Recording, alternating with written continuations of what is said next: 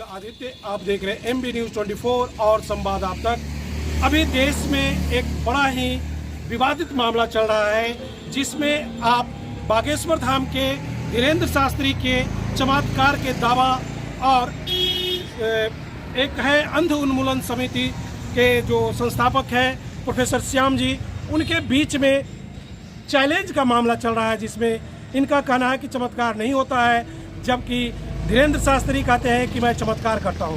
इन्हीं मुद्दों पर बात करने के लिए मैं आज बख्तियारपुर में स्थित है श्री परमहंस आश्रम रानी सराय बख्तियारपुर पटना बिहार में, इनके एक महात्मा है यहाँ पे श्रद्धा जी बाबा, और मैं श्रद्धा बाबा से बात करूँगा कि क्या इस तरह की चीज़ें सनातन में है या लोग ढोंग करके कमाई का जरिया बना लेंगे। आइए मैं बातें करवाता हूँ।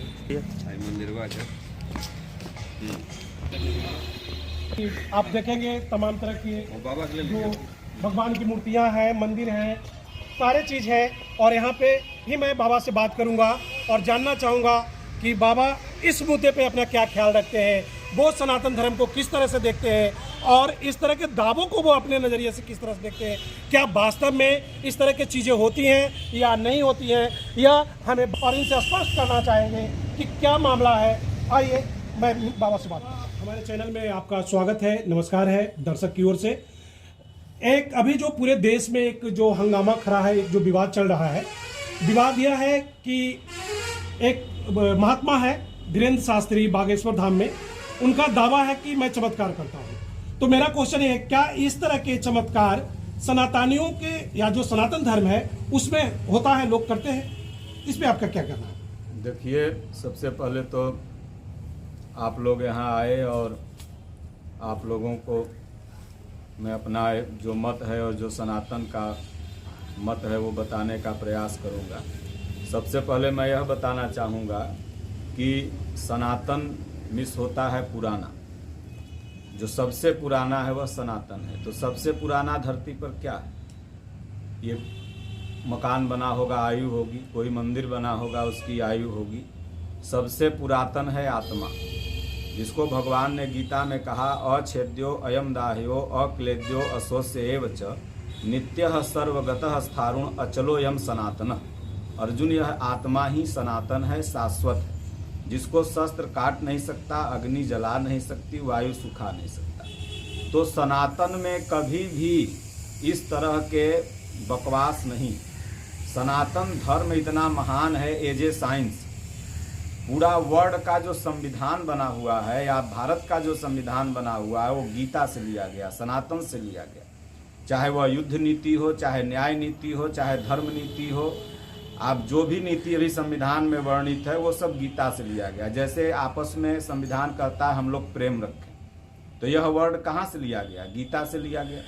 गीता कहती है ममैव वांसो जीव लोके जीव भूतः सनातन। अर्जुन, सब मेरे अंश हैं, पुत्र हैं। जब सब प्रभु के पुत्र हैं तो कोई ऊंच कोई नीच कैसे?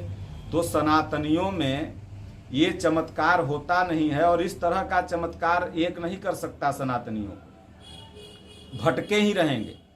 इसलिए अगर सनातनियों को एक होना है और इस भटकाव से अलग होना है तो गीता ग्रंथ को अपनाना पड़ेगा, क्योंकि गीता कर्मयोग सिखाती है। तो आप कहना चाहते हैं बाबा कि अगर इस तरह के दावे लोग करते हैं तो हमें आपस में ही बांट रहे हैं, एक तरह से जो भी सनातन धर्म को मानने वाले हैं एकदम बांट रहे हैं। अगर हम गीता के ट्रैक से अलग होंगे, इसीलिए हमारे पूज्य गुरुदेव भगवान वर्ल्ड के पहले महापुरुष हैं और संत हैं और गीता के रचनाकार हैं, यथार्थ गीता के। उन्होंने कहा कि गीता को राष्ट्रीय धर्मशास्त्र घोषित किया जाए। जब गीता राष्ट्रीय धर्मशास्त्र हो जाएगी और सब लोग गीता को पढ़ने लगेंगे, तब समझेंगे कि गीता कर्म मार्ग को प्रशस्त करती है। कर्म करिए। देखिए, घोड़ा का फोटो लगा लेने से दौड़ते हुए घोड़ा का आप बहुत आगे नहीं जाएंगे, बल्कि अगर घोड़ा के जैसा कर्म करिए, तेज बढ़िए, तब जाकर के आप किसी भी तरह से आगे बढ़ सकते हैं। तो इसलिए सनातनियों को अगर एक होना है तो गीता की शरण में जाना ही पड़ेगा।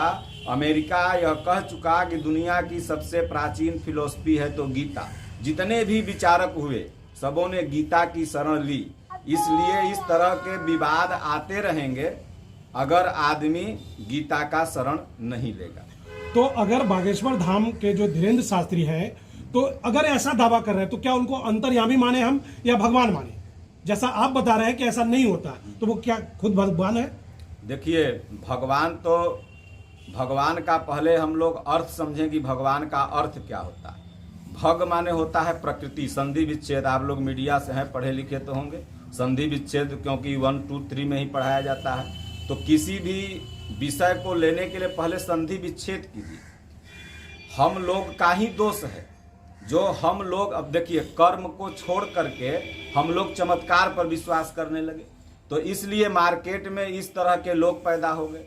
आज जिन बाबा का नाम आप ले रहे हैं वो बाबा नहीं, हजारों बाबा इसके पूर्व में हैं, अभी भी हजारों हैं।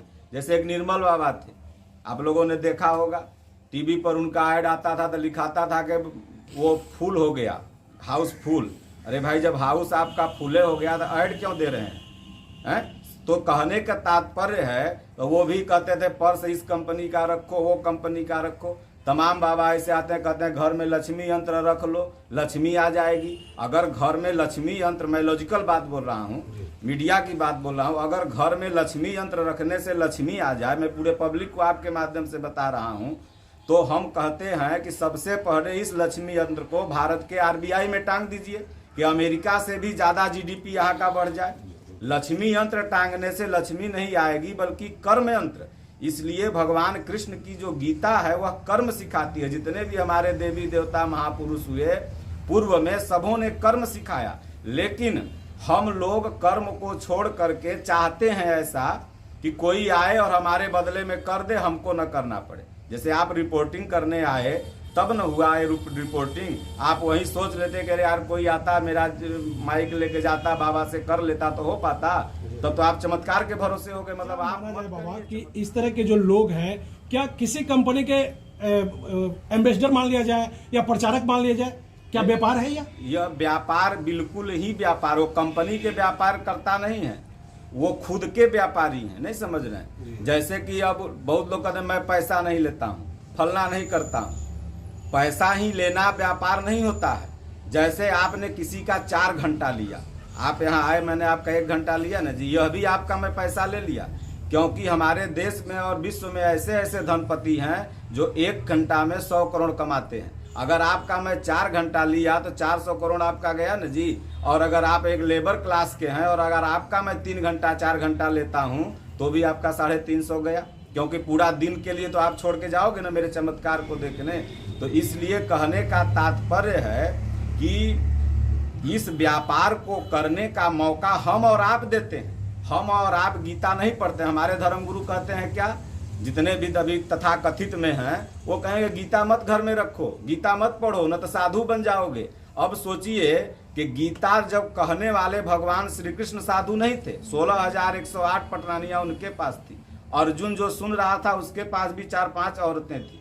जब कहने और सुनने वाला साधु नहीं था तो इस महान ग्रंथ को पढ़ने वाला साधु कैसे बन जाएगा। तो अब आप कहेंगे कि महाराज जी क्यों नहीं पढ़ने दिया जाता है। तो इसलिए नहीं पढ़ने दिया जाता है कि आप सही बतिया जब जान जाइएगा तो ये गोबर गणेश कैसे करिएगा। नहीं समझ रहे, कैसे चमत्कार के नाम पर पब्लिक को ठगिएगा। आप ठगाइएगा तभी ना, आप अवसर देते हैं, लोग ठगता है। एक कहानी के माध्यम से मैं एग्जाम्पल दूंगा। एक जगह कथा चल रही थी, तो कथा में गणेश जी रखे हुए थे और उस पर दूब, पत्ता, पैसा, तुलसी सब चढ़ा। जब कथा समापन हो गई तो जो कथावाचक थे उन्होंने कहा चाय पियाओ। तो जो जजमान था वो पढ़ा लिखा था, तार्किक था, बौद्धिक था। वो क्या किया कि 1 गिलास गोबर घोर के ला के दे दिया। ये बिगड़ गए, बोले भाई तुमको चाय मांगे तुम गोबर ला दिया। बोले देखिए महाराज, जब मानना ही है तो आपने कहा कि ये गोबर गणेश है तो मैं मान लिया, और उस पर पैसा, दूब, अच्छा सब चढ़ाया, वो आपने रखा। तो मैं कह रहा हूं कि यह चाय है, इस गोबर को मैं कह रहा हूं कि चाय है, आप मान के पी लीजिए। तो जब मानना ही है तो देखिए, गणेश जी हमारे प्रसिद्ध देवता हैं और गणेश जी को इन लोगों ने गोबर बना दिया। क्यों गोबर बनाया भाई? गणेश जी क्यों पूजायमान है? गणेश जी अग्रगणी क्यों हैं? इसके पीछे हम लोग देखिए, किसी भी तरह को मैं सभी सनातनियों से, सभी मानव जाति से यह एक मतलब आपके माध्यम से आवेदन करूंगा उनको या उनसे प्रार्थना करूंगा कि किसी भी चीज को इजिंग गोइंग में मत लीजिए, क्योंकि अब वह देश नहीं रहा कि आप लोग पढ़े लिखे नहीं हैं। अब यहाँ का बहुत बड़ी आबादी पढ़ी लिखी हो गई। तो किसी भी चीज को, जैसे मैं ही कुछ बोल रहा हूँ, पहले आप उसको तर्क के तराजू पर, विश्वास के तराजू पर तौल लीजिए। अगर मेरी बात अच्छी लगे तो लीजिए और उस पर चलिए। तो गणेश जी अब क्यों पूजायमान हुए, सबके मन में क्वेश्चन होगा। तो भगवान शंकर ने कहा कि जो सबसे पहले धरती का परिक्रमा कर लेगा वह पूजायमान होगा सबसे पहले। तो कार्तिकेय देखे कि हम मोर से फड़फड़ाते उड़ के आ जाएंगे और गणेश जी चूहा से कितना भागेगा, तो वो तो चले गए धरती के परिक्रमा करने। और गणेश जी शिवलिंग का, आप जहाँ भी शंकर जी का मंदिर देखेगा तो परिक्रमा बना हुआ है, तो लगे भगवान शंकर की परिक्रमा करने। तो कहने का तात्पर्य है कि माता पिता की परिक्रमा करके शंकर जी को खुश करके वह वरदान उन्होंने ले लिया। तो अब इससे, इस कहानी से एक संदेश है कि अगर आपको महान बनना है तो जो आपको जन्माया है उसकी सेवा करो, न कि इस तरह के डाढ़ा बढ़ा बढ़ा के घूम रहे हैं। और हाँ, श्रद्धा रखो, जो भी संत हैं, महापुरुष हैं। हमारे भी क्षेत्र में, जहाँ मैं बख्तियारपुर में रह रहा हूँ, नैया बाबा एक संत हुए, कंबल बाबा एक संत हुए। हम जिस ठकुरबाड़ी में रह रहे हैं यहाँ परमहंस बाबा स्वामी दीनानाथ जी एक संत हुए। संत समाज को जो जोड़ने की बात कर रहा है उसके प्रति आपका सम्मान हो। आटा दाल रोटी नहीं है तो आप वहाँ जाके दो, लेकिन अगर जो एक तरह से अपना बिजनेस खड़ा कर रहा है, एक अपना वो कर रहा है और सनातन के लोगों को तोड़ रहा है जाति पाति के आधार पर, धर्म के आधार पर, भ्रांति के आधार पर, तो उसके चक्कर में पड़ना अज्ञानता। तो क्या उनपे जो आरोप लग रहा है वो सही है या गलत है? देखिए, आरोप उनपे ही नहीं, अब इस तरह का जो भी लोग करेगा सब पे ऊपर आरोप लगेंगे इस तरह के। हम कहते हैं कि क्या आरोप लगा है? जो आरोप लगाया है किसी ने भी, नागपुर का या जो भी व्यक्ति है, पर्सन है, तो आरोप थोड़ी लगाया। वो कहा है कि भाई आप इतना इतना का जवाब दे दीजिए, हम आपको मान लेंगे कि आप चमत्कारी हैं। अभी न्यूज पर भी एक दिन मैं देख रहा था, सुधीर चौधरी जो आप लोगों के ही विभाग के हैं, उन्होंने कहा क्या बाबा मेरे मन में अभी जो चल रहा है आप बता सकते हैं? तो बाबा भागते हुए दिखे उस सवाल से। तो कहने का तात्पर्य है, भागते हुए दिखे मतलब बचे, दूसरा उत्तर देने लगे। तो कहने का तात्पर्य है कि अब सब लोग शिक्षित हो गया। मान लीजिए कि भीड़ जुट रहे, लोग देखते हैं, भीड़ देख के हम किसी का आकलन करते हैं। अरे भाई, भीड़ तो ट्रेनों में भी होती है, भीड़ तो बस स्टैंडों में भी होती है, तो क्या वह बस स्टैंड बहुत बड़ा हो गया? एक कहानी, एक शिष्य था, अपने गुरु के पास गया, 1 मिनट की है।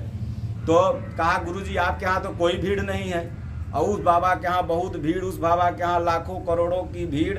तो बोले चलो समय आएगा तो इसका उत्तर दे दें। एक दिन गुरुजी जा रहे थे ट्रेन में, तो सबसे पहले चिलवा को लेकर जनरल बोगी में घुस गए। चिलवा कहा महाराज खड़ा होए की जगह नहीं, कहीं दूसर बोगी में चलिए। तो स्लीपर में आ गए, तो बैठे के जगह मिल गया। कहे महाराज बैठे के जगह मिल गया, गर्मी बड़ी लग रहा है। तब बाबा बोले चल, अब तब एसी में चल गए। एसी में चल गए तो बैठे के का सुतहूँ के जगह मिल गया। तब वो कहा कि गुरुदेव जनरल में भीड़ था और आप हमको जनरल से एसी तक की यात्रा क्यों कराए? बोले देखो मैं एसी बोगी हूँ और जो है कुल मार्केट में घूम रहे सब जनरल बोगी हैं, नहीं समझ रहे हैं? तो जनरल बोगी में तो भीड़ रहबे करेगा। तो भीड़ वहाँ बहुत है। देखिए, तमाम तथाकथित संत, पूर्व में हुए नाम नहीं लेना चाहूँगा, उन लोगों के पास भी इसी तरह से भीड़ लगती थी। रेलगाड़ी से प्रचार होता था, टेम्पू पर बैठ के। लेकिन जो ज्ञान दे, देखिए इस देश में सबसे बड़ी आश्चर्य की बात है, जो देश किताब की इज्जत करता था, यहाँ पर किताबें की इज्जत होती थी, उस देश में आप लोग गांधी मैदान कभी गए होंगे या जो जहाँ का है गया होगा, उस देश में चप्पल का शोरूम है लेकिन किताब का शोरूम पूरे पटना में कहीं नहीं है। सोचिए इसका मतलब क्या है? ये किस बौद्धिक क्षमता को दर्शाता है? यह दर्शाता है कि हमको अब किताब की जरूरत नहीं, चप्पल की जरूरत है। और जिस दिन हमें किताब की जरूरत होगी उस दिन किताब का शोरूम होगा और चप्पल चौराहों पर बिकेगा। तो इसलिए आप ज्ञान की कदर कीजिए, तर्क की कदर कीजिए, जो वास्तविक गीता ज्ञान है उसका कदर कीजिए। देखिए इन बाबाओं का अपने आप बोलती बंद हो जाता है कि नहीं, वे पैदा ही नहीं होंगे। और अगर नहीं आप गीता पढ़ते हैं तो ऐसे लाखों करोड़ों बाबा पैदा होते रहेंगे। तो क्या इस तरह के जो भ्रांतियां देखने को मिलता है, क्या सनातन धर्म में है या दूसरे धर्मों में भी होती है? ये देखिए, आपने बहुत अच्छा क्वेश्चन किया। जिस सनातन धर्म में ही नहीं, चाहे वह इस्लाम धर्म हो, चाहे वह ईसाई धर्म हो, चाहे सिख धर्म हो, जो भी यहूदी हो, पारसी हो, ये सब धर्मों में इस तरह की भ्रांति है। केवल हिंदू ही नहीं ठगा जा रहा है, मुसलमान भी धर्म के नाम पे ठगे जा रहे हैं, ईसाई भी धर्म के नाम पे। अब तमाम ईसाई लोगों का वीडियो देखिए, आएगा लड़कियां ऐसे ऐसे करने लगेगी, गिर जाए, क्या है आडंबर नहीं तो क्या है। जैसे आप बाबा के वीडियो में यार, और हिंदुओं में 2-3 बाबा अभी और हैं, एगो वो भी कोई आता है कहे कि हमको भूत है तो ऐसे कर देंगे। अरे भाई, हम 21वीं सदी में न जी रहे हैं। अब सोचिए 21वीं सदी में हम जी रहे हैं और हम बात क्या करेंगे, गलत तर्क की। अब एक तर्क के माध्यम से बहुत लॉजिकल बात मैं बताऊंगा आपको। मेरा बात क्या है सुनिएगा ध्यान से। भगवान राम के समय में एक प्रसंग हुआ, जब भगवान राम रावण से लड़ रहे थे, तो उस समय आपने भी देखा होगा, जाना होगा, समझा होगा, मीडिया से हैं, हिंदू हैं, सनातनी हैं, तो देखे होंगे कि लक्ष्मण जी को शक्ति बाण लग गया। तो भगवान राम इतना पावरफुल थे कि वो चाहते तो एवं मस्तु कह देते, लक्ष्मण जी जिंदा हो जाते। इतना पावरफुल थे, त्रिलोकी के नाथ थे। लेकिन मर्यादा पुरुषोत्तम ऐसे ही वो नहीं कहा है। वो अब रोने लगे और कहने लगे अब हनुमान जी क्या होगा।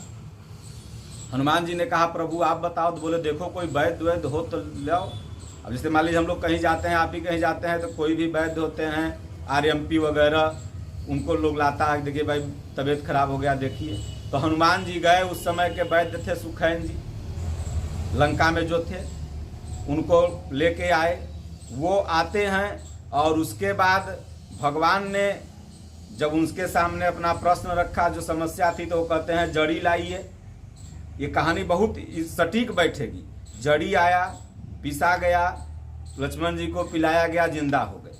सोचिए इससे क्या आप उद्देश्य पाते हैं। स्वयं तीनों लोकों का मालिक चमत्कार नहीं करके मेडिसिन का सहारा लेता है, दवा का सहारा लेता है, वैद्य का सहारा लेता है, और हम और आप क्या करते हैं, चमत्कार का सहारा लेते हैं। सोचते हैं दवा न खाना पड़े, रोग ठीक हो जाए। सोचते हैं कमाना न पड़े, धन आ जाए। सोचते हैं पढ़ना न पड़े, पास हो जाए। ये क्या है, यही तो देखिए सृष्टि ही चमत्कार है। अब चमत्कार का मैं संधि विच्छेद कर दूं। चमत धन आकार बराबर चमत्कार। कविता था बड़ा सुंदर कि जिसने सूरज चांद बनाया, जिसने तारों को चमकाया, जिसने चिड़ियों को चहकाया, जिसने फूलों को महकाया, हम उसकी संतान हैं। तो चमत्कार, ये आकार जिससे चमक रहा है, यह सृष्टि जिससे चमक रही, यही अपने आप में चमत्कार है। और इससे बड़ा चमत्कार पा करके भूत प्रेत ठीक हो जाए, प्रेत ठीक हो जाए। तो वो जो चमत्कार की बात करते हैं, उसमें वो कहते हैं कि हनुमान जी ने मुझे ऐसा वरदान दिया है। हाँ। तो क्या ऐसा कहीं किसी धर्म ग्रंथ में मिलता है कि हनुमान जी इस तरह के वरदान किसी को दिए थे? देखिए बहुत बढ़िया सवाल आपने किया।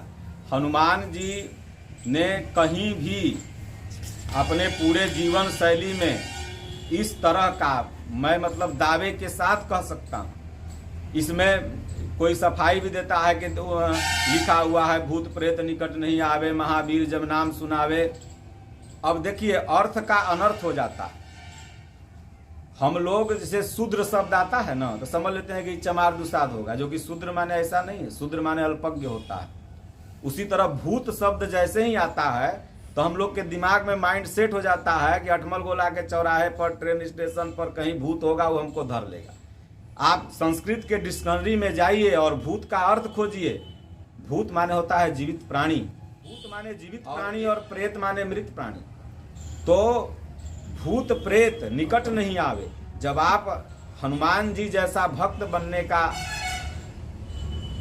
एक साधन करने लगेंगे तो जिंदा प्राणी भी आपको बाधा नहीं देगा, और जो मर गए जिनसे आप डर रहे हैं वो भी बाधा नहीं देंगे। इसका मतलब भूत प्रेत निकट नहीं आवे, महावीर जब नाम से। तो हनुमान जी अगर चाहते तो राम जी से कह न देते कि राम जी काहेला ई संजीवनी बूटी मंगावा ताड़, काहेला बल हमरा भेज ताड़, हमर नाम पर एगो नारियल बांध, एगो चुनरी बांध, अब 15 दिन में ठीक हो जाएगा। बोलते ना भाई हनुमान जी। जब हनुमान जी के सामने यह प्रश्न आया तो हनुमान जी स्वयं मेडिसिन लेने जाते हैं, स्वयं वैद्य लेने जाते हैं, और हनुमान जी का सहारा लेके हनुमान जी। अब देखिए ये एक भजन आप लोगों ने सुना होगा, उसको मैं भजन कहूंगा, फिल्मी गाना है लेकिन भजन है वो कि राम के भक्त रहीम के बंदे, करते आज फरेब के धंधे, इन्हीं की काली करतूतों से मुल्क हुआ ये मसान, कितना बदल गया इंसान। ये जितने भी चाहे जो संप्रदाय के हैं बैनर लगा लेंगे भगवान का, लेकिन उस बैनर के पीछे एक कुतर्क देंगे और उस कुतर्क को कहेंगे चमत्कार है, हमको सिद्धि प्राप्त है। तो हमको अब देखिए यही बात निर्मल बाबा भी कहते थे कि हम अपने आसन पर जब बैठते हैं तब राशन हमको मिलता है, नहीं समझे, और ऐसे नहीं बता पाएंगे। और इनसे भी जब सुधीर चौधरी ने प्रश्न किया तो ये भी कह रहे हैं कि जो मेरे नजदीक होता है उसका हम बताते हैं। अरे भाई, जब आपके पास सिद्धि है, चमत्कार है, हम लोगों के पास तो कोई सिद्धि नहीं, हम भी साधु हैं, महात्मा है, स्वामी जी के शरण में है, तो हमारे पास क्या, आप पूछेंगे भाई आपके पास क्या है, तो हम कहते हैं देखो भाई हम भी भजते हैं जिनको, आप भी भजो, मेरे अंदर जो पावर है वो आपके अंदर भी है, आप भी उतना ऊर्जावान, आप भी आईएएस बन सकते हो। आईएएस पीसीआर का कोई एक ही ठेकेदार नहीं है, आप भी पढ़े आप भी बन सकते हैं, और कोई बच्चा मीडिया बन सकता है। तो हम कहें कि ये मैं ही बनाऊंगा, ये मेरी मूर्खता है। तो हाँ, भगवान की भक्ति बाबा की अच्छी भी लगती है, जैसे वो देश प्रेम की बात करते हैं, बहुत अच्छा है। फ्री लंगर चलता है, अच्छा है। राम राम भजने के लिए सलाह देते हैं सबको कि राम राम जपो, अच्छा है। लेकिन 21वीं सदी को, मानव जाति को भूत प्रेत के नाम पर, रोग के नाम पर हम उन्हें भटकाएं ना। देखिए हमारे पूज्य गुरुदेव भगवान, कभी आपको दर्शन हम करवाएंगे, लाखों का भीड़ होता है और सब बुद्धिजीवी पहुंचते हैं, उसमें दुखिया भी पहुंचता है। तो कोई कोई व्यक्ति दुख लेके जाता है, महाराज यह दुखी वह दुखी। सोचिए स्वामी जी जैसे महापुरुष विश्व गुरु से भी विभूषित हैं, यथार्थ गीता इन्होंने लिखा, और दुनिया के जितने बुद्धिजीवी हैं ऑल वर्ल्ड के, सब महाराज जी का सम्मान करते हैं। चाहे आईपीएस को जो पढ़ाते हैं अवध हो जाए, आप लोग यूट्यूबर हैं तो जानते होंगे, देखते होंगे, यथार्थ गीता का प्रचार करते हैं। महेश्वरी हजारी करके मोटिवेशनल है, वो भी देखिएगा, यथार्थ गीता का प्रचार। तो ऐसे लोग महाराज जी का सम्मान करते हैं। राष्ट्रपति, प्रधानमंत्री सब यथार्थ गीता पढ़ते हैं। वो क्या कहते हैं सुन लीजिए, उनके पास जब कोई कहता है बाबा हमको दुख है, कहते हैं देख भगवान का भजन कर और कोई डॉक्टर को जाके दिखा लो। सोचिए, हमारे ऋषि मुनि भी कहते थे कि दवा और दुआ दोनों साथ साथ होना चाहिए। तो दुआ का मतलब यह नहीं होता है कि यह कर दो, भूत झड़वा लो, प्रेत झड़वा लो, नहीं। 21वीं सदी में भूत प्रेत शब्द यह एक पवित्र शब्द है, लेकिन इसको हम लोगों को बचपन से ही माई लोग डरवाती है लड़कन के, अरे वहां मत जाइए भूत है। बचपन में जो बातें आपके दिमाग में घुस जाती है, आप सोचिए कि बचपन में सब घटना आपको याद नहीं होगी, लेकिन कोई 1-10 घटना याद होगी। तो मैं माता पिता से भी निवेदन हाथ जोड़ के करना चाहूंगा कि अपने बच्चों को कांकरोच से मत डराओ, अपने बच्चों को भूत प्रेत से मत डराओ। आज तो तुम इसलिए डरा रहे हो कि दोपहरिया में ही बाहर न जाए, घूमने न जाए, यही उद्देश्य रहता है डराने का, लेकिन वह उद्देश्य जीवन भर उसके दिमाग में कायम रहता है। इसलिए भूत प्रेत के नाम पर नहीं, महाराणा प्रताप की कहानी सुनाइए, चंद्रशेखर आजाद की कहानी सुनाइए। सोचिए इसी देश में महाराणा प्रताप जी थे जो अकबर 30 वर्ष तक उनसे लड़ता रहा, लेकिन उस मेवाड़ को कब्जा नहीं कर पाया, और एक बार कब्जा किया फिर महाराणा प्रताप उसको ले लिए। सोचिए, और इसी देश में कितने गद्दार भी थे जो देशभक्ति के नाम पर गद्दारी करके और उनको हरवाने का काम किया। तो कहने का तात्पर्य है कि ऐसे ऐसे योद्धाओं से परिचित कराओ, गीता, रामायण। आखिरी सवाल है, क्या धर्म के उपदेशक जितने भी हैं हमारे देश में सनातन के, क्या उनको इस तरह के संदेश देना चाहिए? धर्म के जो उपदेशक हैं उनको बिल्कुल मतलब के भ्रांति युक्त संदेश से दूर रहना चाहिए, क्योंकि कहीं न कहीं इससे धर्म कमजोर होता है। देखिए सभी धर्म के जो धर्म गुरु हैं वो एक ही बात कहते हैं, लेकिन भटकाता कौन है? जो जिनकी बुद्धि केवल है कि हम इसको कैसे ठगें। तो जैसे कि हिंदुओं ने एक बार प्रश्न किया कि भगवान क्या है, तो कहा गया ईश्वर एक प्रकाश है। तो ईश्वर एक प्रकाश है बोला गया, सच में भी ईश्वर एक प्रकाश है। आप छठ पर्व में किसकी पूजा करते हैं? प्रकाश की। आपके अंदर वह आत्मा भी है, इसलिए आपको कोई चच्चा भगिना आता होगा, प्रणाम करता होगा, आप आशीर्वाद देते होंगे। वहीं अगर निकल जाए तो छुएगा तो जाके बाल मुड़वाएगा, प्रकाश निकल गया, वह पावर निकल गया। आप गांव के मुखिया हैं तो 10 को प्रणाम करेगा, मुखिया जी प्रणाम, मुखिया जी प्रणाम, और वह मुखिया से हट जाइए उसके बाद एको को नहीं कहेगा, कहेगा एकरा प्रणाम की करिए, जो बनले ओकरा न करबे तन कॉलोनी मिलता है। तो कहने का तात्पर्य है पावर की पूजा होती है। तो धर्म गुरुओं को, तो हिंदुओं को कहा गया कि ईश्वर एक प्रकाश है। तो वही क्वेश्चन, सेम क्वेश्चन इस्लाम से किया गया। कि तुम बताओ तुम्हारा खुदा क्या। तो उसके जो अच्छे संत थे उसने कहा नूरे खुदा। अब आप इसका हिंदी ट्रांसलेट करिए, नूर माने भी प्रकाश ही होता, वह भी एक ही बात बोला। तब ईसाई के पादरी से जाके पूछा गया, जो अच्छे पादरी थे, जो ठग रहे हैं धर्म का चोला पहन के, उनको नहीं, जो अच्छे थे, तो उन्होंने कहा गॉड ऑफ लाइट। अब सोचिए तीनों ने एक ही बात कहा, लेकिन जो धर्म का चोला पहन करके सब लुटेरे बैठे हुए हैं, ये हम अपना एक यूनिटी बना करके धर्म को लूट रहे हैं। इससे हम और आपको जगने के लिए गीता पढ़नी होगी, और गीता की हिंदी व्याख्या जो सटीक सरल समझ में आए, अभी यथार्थ गीता आ गई है मार्केट में, आप लोग को मैं अभी दूंगा।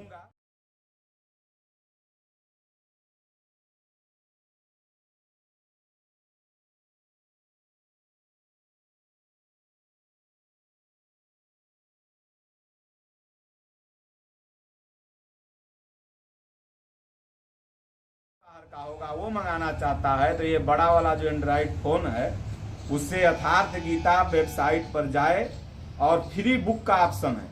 सोचिए 300 की बुक हमारे गुरु महाराज फ्री बांट रहे हैं। अपना पता, एड्रेस और लैंग्वेज, दुनिया की हर लैंग्वेज में यथार्थ गीता है, ऑल वर्ल्ड इज, पूरा दुनिया के लैंग्वेज में। और अपना लैंग्वेज चूज करे, 7 डे 15 दिन के अंदर, 7 दिन के अंदर उसके घर पर पहुंच जाएगी, बिल्कुल निःशुल्क, किसी तरह का चार्ज नहीं, आपको पोस्ट ऑफिस चार्ज भी नहीं देना है। तो एक और सवाल मैं कर लेता हूं आपसे, आप इन लोगों को क्या संदेश देना चाहते हैं जो इस तरह की भ्रांतियों में लगे हुए हैं? देखिए, सबसे पहले तो मैं उन लोगों को संदेश नहीं दूंगा, क्योंकि उन लोगों की संख्या कम है। सबसे पहले मैं उन भक्तों को, उन धर्म को मानने वाले लोगों को संदेश दूंगा कि आप सब लोग अब पढ़े लिखे हो गए, आप लोग अब हिंदी पर, अब वह जमाना गया कि चिट्ठी जब आपके घर आती थी तो पढ़वाने के लिए फलना बाबू के पास लेके जाते, वो जमाना गया।